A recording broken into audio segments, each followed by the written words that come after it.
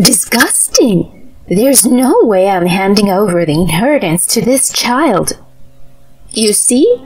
Now, get out of here.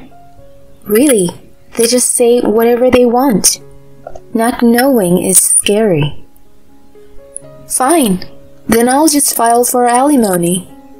Say what? Well, you've been having an affair, haven't you? My husband just gaped, speechless.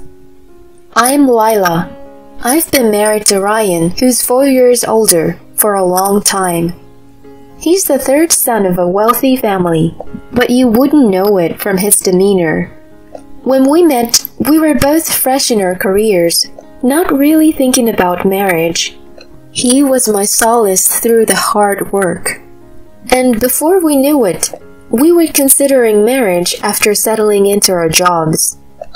I was surprised when he first mentioned his family. Even I, from the countryside, had heard of his family's corporations. I was speechless. And he just laughed, saying, "But I'm the third son, so the family business isn't my concern." It made sense.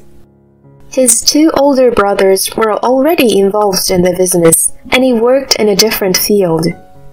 The brothers were better, and the parents never asked Ryan to consider taking over their business. At our marriage meeting, his parents were neither for or against the union, as if they couldn't care less. See, I told you, I am not the expected one.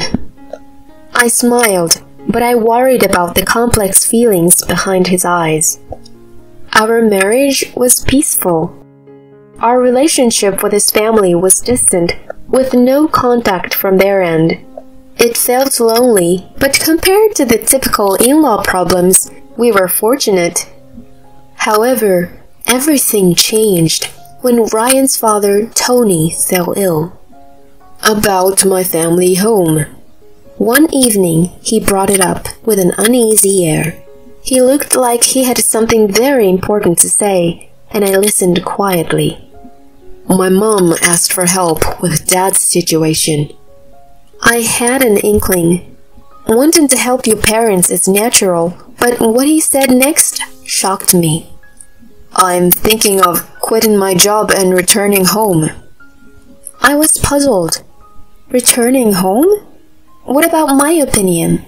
The right thing to say would be, I want to return, but what do you think? But I put myself in his shoes. If my parents were ill, I would be distraught and want to help. But still, we were a married couple, not individuals. Shouldn't we consider each other's feelings? These thoughts crossed my mind in an instant. Yet, I didn't want our relationship to crumble over this, so I let it go, missing a crucial point about his character. I understand, but we're a couple. I have my job too, and going back home means I can't continue working. I wish you had discussed it with me instead of just telling me. Sorry. I'm just overwhelmed. Mom never relied on me before, always seeing me as an incapable son. I believed that was his true feeling. He never explicitly said it, but he seemed happy his mother finally relied on him. Later, I met his mother, Mary, after almost a year. She looked frail and weak, and Ryan seemed genuinely worried about her. Lila, you must think I'm selfish, calling you both back like this. I'm sorry. We don't know how much longer Tony has. When I thought of you too, I didn't want to have any regrets. I want to cherish my family. There are positions ready for you in the company. Come whenever you're ready. Tony might not have much time left. Mary was, after all, a stranger. I felt cold, thinking so bluntly. We were always treated like heir, the third son and his wife. Suddenly being called family felt insincere, but Ryan, with tears in his eyes, looked at his mother. Mom, it's okay. We're discussing it, and we'll come up with a positive answer. He was completely taken in. Eventually, Ryan and I quit our jobs and joined Tony's company, agreeing to live with him. I had no regrets about quitting, joining the company, or moving in. However, being deceived was another story. It turned out the promise of working at Tony's company was a blatant lie. I only did miscellaneous tasks there for less than 3 months. Then, I was relegated to Tony's caretaker. It was a total betrayal. Lila, thank you for your hard work. Now, you will be taking care of my husband. 3 months into living together, I felt something was off. My job at Tony's company was menial, despite my background in planning. I had some experience under my belt, but that never meant anything at this place. I never thought I'd end up as a caretaker. What do you mean by that? I asked Mary for clarification. She scowled and sneered at me. Typical of a girl from third-rate university, unable to understand simple things. It's caregiving. What else could it mean? I am not asking for a definition of caregiving. Do I really need to spell it out for you from 1 to 10? How dare you speak to me like that? So rude. Rude? I didn't intend to be. Talking back is rude enough. I am Ryan's mother, you know. I know that, but that wasn't my point. I was asking if they planned to use me as a caregiver from the start. Someone of your level wouldn't be of any help in his company. It's reserved for top university graduates, not for you. I did graduate from a decent private university, but it paled compared to Ryan's brother's alma maters. From her tone, it was clear they summoned us just for Tony's care. Frustrated, I locked myself in my room, and later I told Ryan everything his mother said. His response was, Lila, you're an employee of Dad's company. You signed the contract. As an employee, you're supposed to fulfill your duties, including caregiving. Are you serious? What do you mean? He was so pleased to be relied upon by his mother that he sided with her instead of defending me. I was alone, without him as my ally. The logical choice was to divorce and free myself, but my altruistic side kicked in. His mother, who had abandoned her ailing husband, left him in my care. Despite never receiving any kindness from them, I couldn't abandon the frail old man in front of me. I was a stranger after all. I could leave whenever I reached my limit. With that mindset, I started caring for Tony. Good morning, Tony. I'm looking forward to working with you and getting to know you more. That was how it began. I noticed his blanket hadn't been washed. Flipping it over, it was dirty. He had been neglected since needing care. Neither his wife nor children looked after him. I was saddened by the thought. Let's wash and dry your blanket today. It's nice out. He just nodded blankly, but it's impossible for me to lift him since he's bedridden. However, I realized that leaving things as they were could lead to hygiene issues. After watching some caregiving videos, I attempted to lift him and felt something strange. He was surprisingly light. I could easily lift him.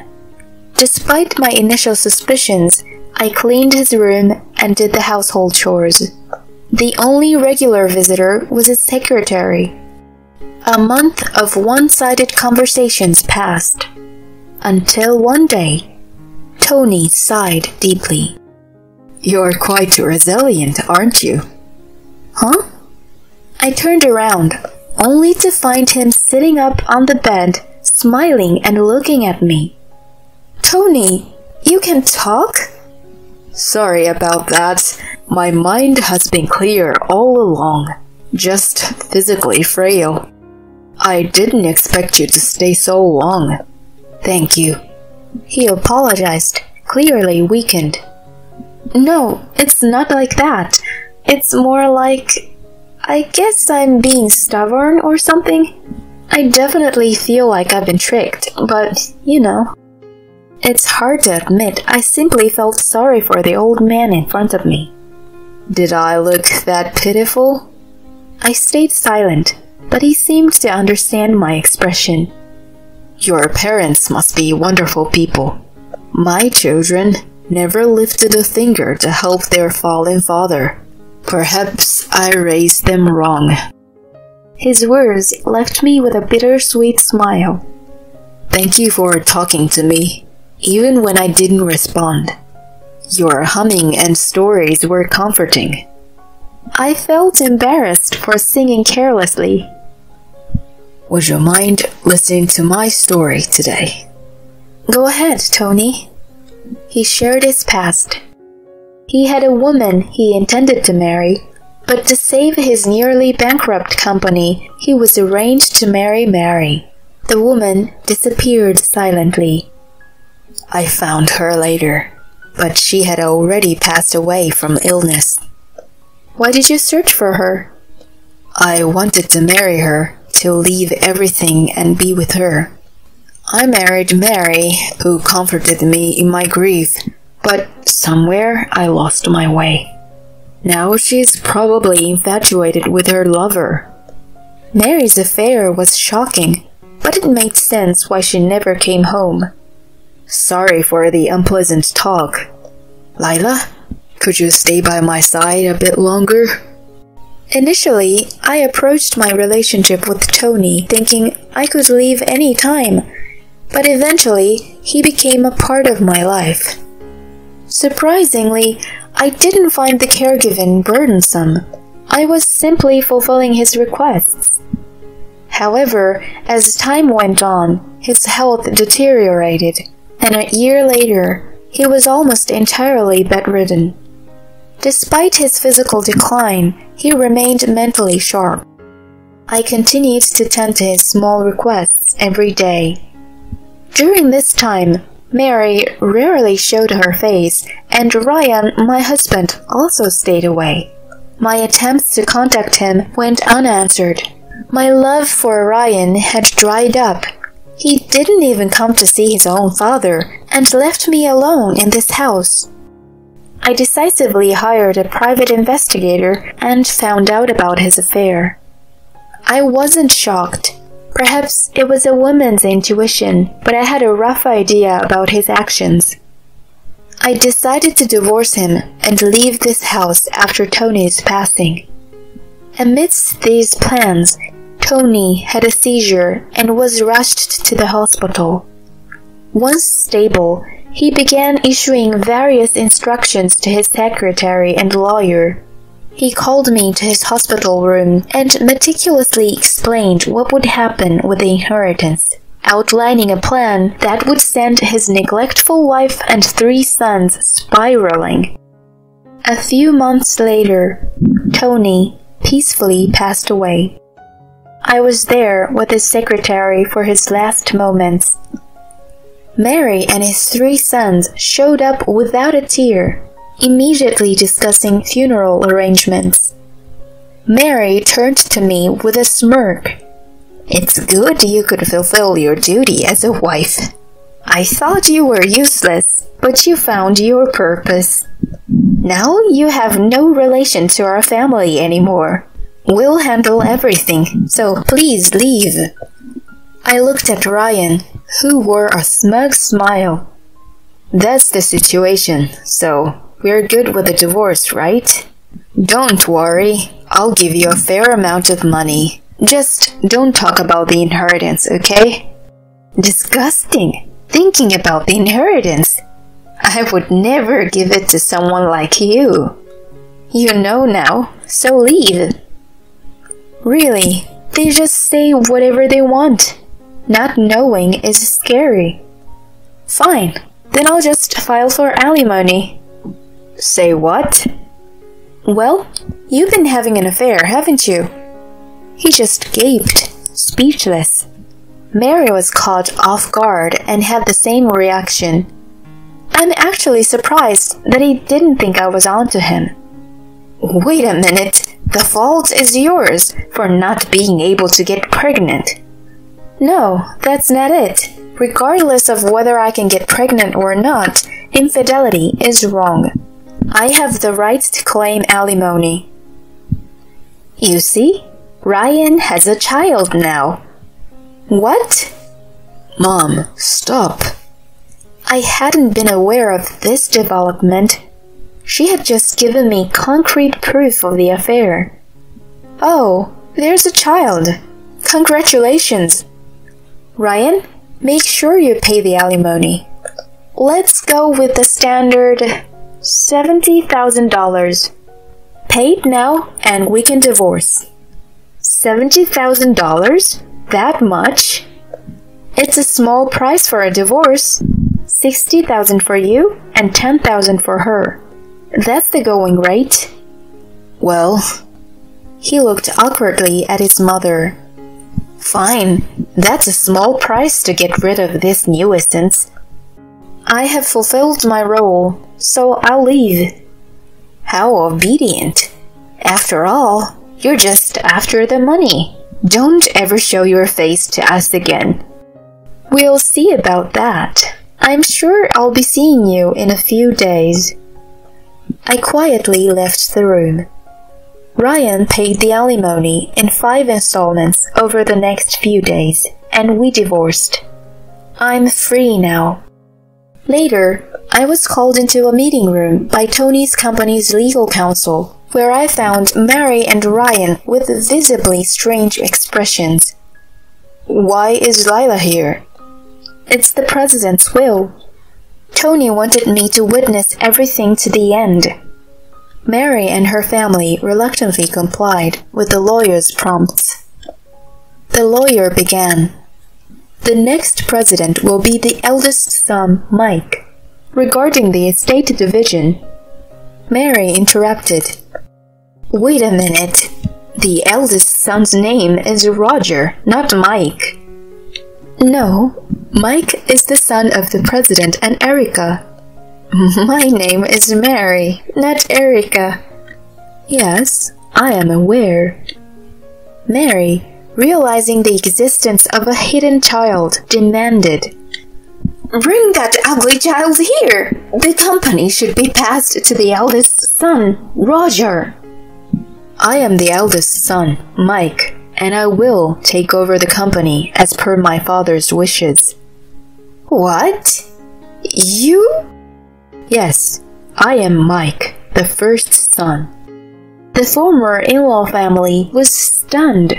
Just seeing their reaction was satisfying for me.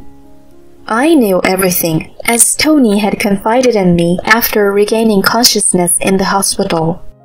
However, he himself had only learned of Mike's existence years after Erica's death. They met during a visit to her grave. Mike had been dedicatedly supporting Tony, and once I heard the whole story, it all made sense. Tony's decision to leave the company to Mike, someone empathetic and respected, felt right to me. Mike truly understands people's pain. A company leader shouldn't be mired in self-interest, but should instead be empathetic and respected. He perfectly fits this ideal. Mary's sons, on the other hand, were driven purely by self-interest. Anyone would agree that Mike should be the next president. That's invalid. The proceedings have already been completed. Well, we can overturn that with a lawsuit, no matter how much it costs. Plus, there's no proof that man is actually the child of a woman and my husband. My husband was deceived. He's too good-natured. Yes, Tony was indeed too good-natured. So he was deceived by your false kindness, the very person who tore apart his relationship with her. How dare you! Mike has been acknowledged, and DNA testing has been conducted. It's been proven that he's indeed the former president's son. As for the lawsuit, ma'am, you and your children have embezzled company funds. If you initiate a lawsuit, we will consider filing a countersuit for embezzlement. Investigations have revealed over $900,000 is unaccounted for funds. We will first demand repayment of these funds. There is a reserved portion in the inheritance, so some will go to you and your children. But we need to clarify the financial situation first. This was all part of the plan Mike developed at Tony's request. With the evidence already gathered, there was no escape for her. It was pathetic to see her standing alone at the forefront, while her 3 sons stood behind, faces pale and shrinking away. They were clearly unfit to lead the company. 2 months after this meeting, their hidden assets, including embezzled money, vacation homes, cars, and luxurious goods, were seized, and everything except money spent on food and drink was returned to the company. Of course, the 3 brothers were fired. They are trying to make ends meet with little money. According to Mike, Mary was now living in a rental with her eldest son's family, being treated as an unwanted burden by her daughter-in-law. As for my ex-husband, he tried to reconcile several times, but I refused. He didn't extend a helping hand during the toughest time of my life. I owe him nothing. I was deceived too. That child she was carrying wasn't mine. You get it, don't you? I was just wanted to protect it. But since it isn't mine, there's no need to protect it. Give me another chance. I promise I cherish you this time. No thank you. That was our last conversation. I heard he was now working in traffic control, at least showing some willingness to work. 6 months later, I started my second life. I was now working in the planning department at Mike's company, grateful to Tony for not only arranging the job but also giving me a substantial gift before his death, tax included. This, however, remained a secret known only to the lawyer, Mike, and myself. Even though Tony was no longer my father-in-law after the divorce, I regularly visited his grave to pay my respects. Thank you, Tony.